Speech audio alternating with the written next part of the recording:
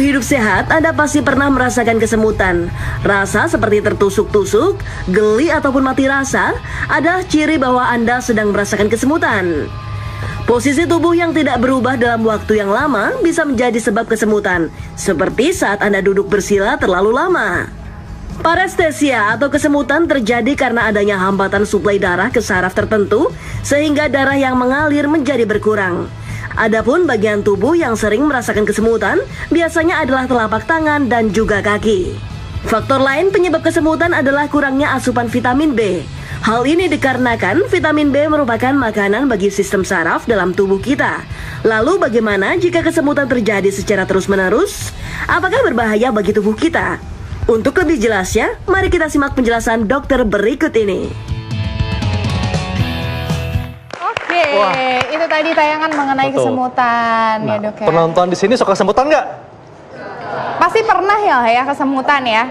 Apalagi yang manis nih seperti teman saya ini pasti suka ada kesemutan. Hubungannya nggak sih sebenarnya? Kalau terlalu manis menjadi lebih sering kesemutan. Nah itu langsung aja kita bahas bersama dengan Dokter Ziki, spesialis saraf. Siang dok. Siang. Dok. Ini kita sedang bahas tentang kesemutan. Kan biasanya nih kalau kita kelamaan duduk sila atau tidur ketindih tangannya itu tahu-tahu kebas rasanya, kesemutan. Iya, rasanya kesemutan. Bahkan juga otot misalnya rasanya seperti kram. Iya. Dan ini kan kesemutan katanya ada yang sementara dan kronis. Iya, ini apa dok? Bisa dijelaskan kepada pemirsa? Iya. Jadi kalau kita bicara kesemutan, sebenarnya kesemutannya adalah gejala ya. Gejala ya? Jadi bukan penyakit bukan ya? penyakit, Ya. tapi kesemutan ini bisa salah satu gejala atau tanda dari penyakit yang mendasari di belakangnya ini. Apakah gitu ini loh. merupakan tanda dari penyakit yang serius, dok? Bisa iya, bisa enggak ya. Jadi kesemutan ini kita bagi dua dulu. Ada kesemutan yang relatif normal atau biasa, atau yang bisa mesti diawasi lebih lanjut ya. Contohnya kalau memang yang biasa, misalnya kita dari Dokter Hekal bilang suka minum jahe sambil duduk di bawah, sila ketekuk. Bukan karena jahenya ya dok? Bukan, tapi karena posisinya ini, karena posisi tertekan ini menyebabkan aliran darahnya menjadi tidak lancar ke saraf-saraf di daerah tersebut yang di kaki biasanya ya, atau di tangan yang lebih ujung-ujung biasanya. Nah ini akhirnya menyebabkan gangguan sensitivitas sarafnya terganggu, akhirnya menjadi kesemutan atau dalam bahasa kedokterannya parestesia. Itu yang pertama, itu relatif tidak berbahaya ya. Tapi yang menjadi bahaya adalah kesemutan yang tadi saya sebut ini dia biasanya akan hilang sendiri ketika kita memperbaiki posisi. Ya. Sedangkan kalau kesemutan yang berulang-ulang terus-menerus dengan pola yang relatif sama, apalagi yang tidak berubah dengan pergantian posisi. Apalagi dengan semakin waktu dia semakin bertambah, itu sangat mungkin harus kita kejar. Ini ada apa nih? Ada penyebabnya. Penyakit yang serius sih dok. Betul. Bagaimana dengan kram dok?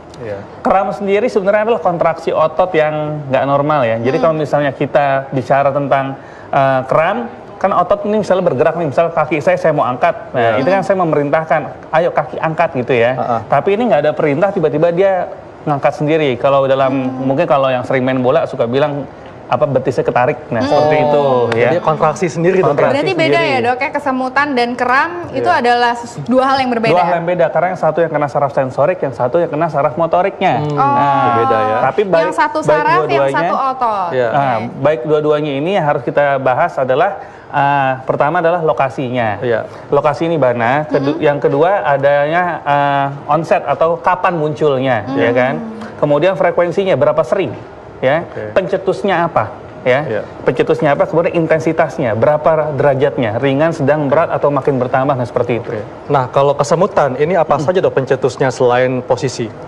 Kalau kesemutan selain posisi ini banyak ya, ada mulai dari yang ringan kayak tadi di video dijelaskan, misalnya pada orang dengan gangguan atau defisiensi atau kurangnya vitamin B kompleks ya, vitamin neurotropik itu bisa. Tapi faktor-faktor yang lain bisa, bahkan penyakit sistemik atau penyakit yang menyeluruh di seluruh tubuh bisa, seperti diabetes bisa, ya. Atau pada orang-orang yang mungkin terjadi gangguan yang lebih berat, ekstrimnya, misalnya pada orang dengan gangguan imunitas, bahkan orang dengan HIV/AIDS itu bisa menyebabkan gangguan kesemutan bisa juga, ya. Lalu bisa juga pasien-pasien dengan gangguan saraf terjepit dok? Saraf terjepit bisa ya. Bagaimana dengan pasien yang menjalani kimo atau radiasi posisi. Ya, bisa. Itu Jadi juga pada bisa ya, pasien Dok? dengan kemoterapi itu biasanya yang kita sebut namanya drug induced neuropathy ya. Itu sering ya. Jadi bukan hanya pada kemoterapi saja, tapi pada pasien-pasien yang menggunakan zat-zat tertentu dalam durasi relatif lama. Contohnya yang paling gampang di Indonesia ini adalah apa? Orang yang sering mengkonsumsi jamu sembarangan. Ya.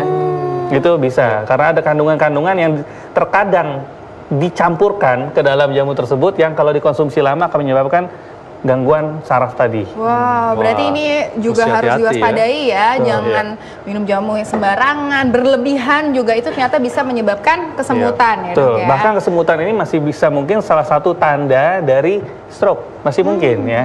Balik lagi tadi makanya lokasinya di mana. Iya. Kalau stroke biasanya dia sebelah kesemutan sisi kanan saja dari wajah sampai kaki ya inilah mungkin. Atau bahkan juga pada penyakit gula juga bisa ya, Dok Ya, ya. kalau penyakit gula biasanya di ujung-ujung. Jadi seperti areanya lokasinya seperti pakai kaos kaki dan sarung tangan. Itu. Nah, Dok, ini kan kesemutan ini biasanya kan terjadi di tangan, di kaki. Nah, tapi ada juga yang terjadinya tiba-tiba hanya sebelah doang, di tangan doang, atau tangan dan kaki. Iya. Nah, ini apakah bisa dikatakan kesemutan yang biasa saja atau mesti diwaspadai sebagai sesuatu yang lebih serius? Kalau kesemutan yang tangan dan kaki berbarengan, itu biasanya ada penyakit yang mendasari. Jadi bukan hanya yang tadi dokter kalau seperti biasanya. Karena kalau seperti biasanya kan, misal ya, orang bersila, berarti kan kakinya mungkin dua-duanya kesemutan. Itu masuk akal, oke. Tapi kalau orang bersila, tapi tangannya kesemutan juga kan nggak mungkin dia bersila sambil tiduran kan nggak mungkin ya. Nah, jadi artinya kalau kaki saja kaki, kalau tangan saja gitu, tergantung intensitas penekanan. Nah, Dok, katanya nih kalau suka kesemutan di tangan itu atau sebelah kiri atau sebelah kanan itu katanya bisa ada tanda suatu penyakit yang lebih serius seperti penyakit jantung misalnya.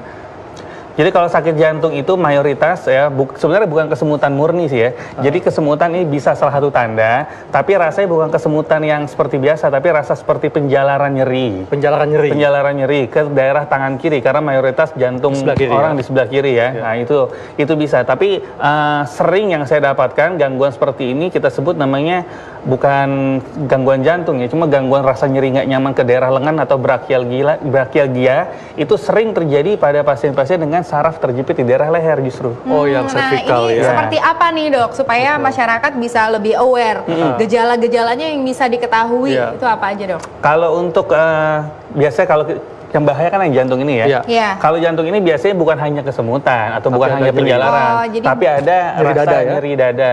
Dan nyeri dada ini biasanya memang dia nyeri dada yang rasanya lebih dalam dan nggak bisa ditunjuk ya. Seperti Rasanya terhimpit, diremas seperti ya. terhimpit. Iya. Nah kemudian kalau dan itu lokasi mayoritas sebelah kiri. Iya. Tapi sering pada pasien-pasien dengan penjepitan saraf leher di daerah kiri Iya. itu terjadi penjalaran juga dengan Ke lokasi sebelah yang- kiri juga Iya. atau kanan juga bisa? ke kiri juga. Kiri juga? Iya. Oh, Dengan gejala menjalar ya, Dok ya? menjalar dengan gejala yang relatif mirip. Tapi bedanya di sini tidak ada rasa nyeri dada yang seperti tertekan. Dan biasanya karena ototnya terjadi gangguan juga, ini terjadi perubahan rasa nyeri ketika dirubah posisi. Misalnya pas ini berubah kok lebih enak begini ya daripada begini. Nah itu. Oh, itu kemungkinan adanya yang tertekan Iya, sarafnya di leher. betul. Kalau misalnya jantung enggak, dia biasanya lebih tertekan dan kemudian ada nyeri dada ya? Nyeri dada dan nafasnya juga berubah ya. Oke, nah ini, Dok, yang perlu juga digarisbawahi supaya masyarakat lebih aware nih, Dok. Batasan antara kesemutan ini adalah suatu tanda dari penyakit yang serius atau ini kesemutan itu adalah hal yang mungkin kita perubahan posisi lebih enak atau misalnya kita minum karena dehidrasi lebih enak itu Mungkin dari bisa segi jelasin lagi, Dok. intensitasnya apakah ada perbedaan nih Iya, kalau yang karena frekuensinya penyakit juga. lebih sering Iya, betul. atau nggak bisa hilang dengan kita ganti posisi atau gimana? Ya, jadi kembali lagi tadi saya menghafalnya dengan LOFPI ya, LOFPI ya, lokasi. LOFPI. Ya, lokasinya kalau untuk yang tidak bahaya biasanya hanya di ujung kaki ya, ujung tangan dan itu juga ada pencetus ya, ada pencetusnya. Dengan posisi tadi. Pencetusnya tadi ya. seperti tadi ya, kita berduduk sila terlalu lama, Terhimpit, dan betul. sebagainya itu merupakan pencetus. Pencetus. Oke. Kemudian O-nya adalah onset. Onset. Ya. Kapan mulainya? Waktu kapan? Dan misalnya ini dimulai sejak 1 bulan lalu sampai sekarang terus terus-terusan, kan nggak masuk akal, berarti ada sesuatu yang terjadi. Betul. Ya, frekuensi, seberapa sering. Kalau memang kita lagi nggak duduk, lagi nggak menghimpit, lagi nggak sila, lagi nggak di bantangan, tapi ternyata semutan, terus frekuensi makin sering, ini kemungkinan salah satu gangguan penyakit yang serius. Maksudnya dalam satu hari itu terus-terusan, Dok? Terus-terusan, atau hilang timbul, ya. Oh, tanpa adanya pencetus? Tanpa ada pencetus. Oh, oke. Tuh, setelah frekuensi yaitu P, ya, pencetusnya ini. Ya. Kalau nggak ada pencetus apa-apa tiba-tiba kesemutan, ya, nah ini kan berarti kan ada sesuatu yang terjadi.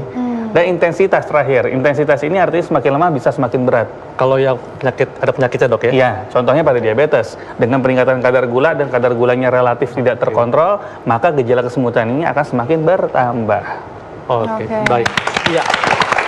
Nah, Dr. Arlin dan penonton semua ingin tahu kan nih bagaimana cara untuk mengatasi kesemutan. Dan tentunya kita pengen tahu nih mitos apa saja yang berkembang di masyarakat tentang kesemutan. Sesaat lagi tetap di acara Ayo Hidup Sehat.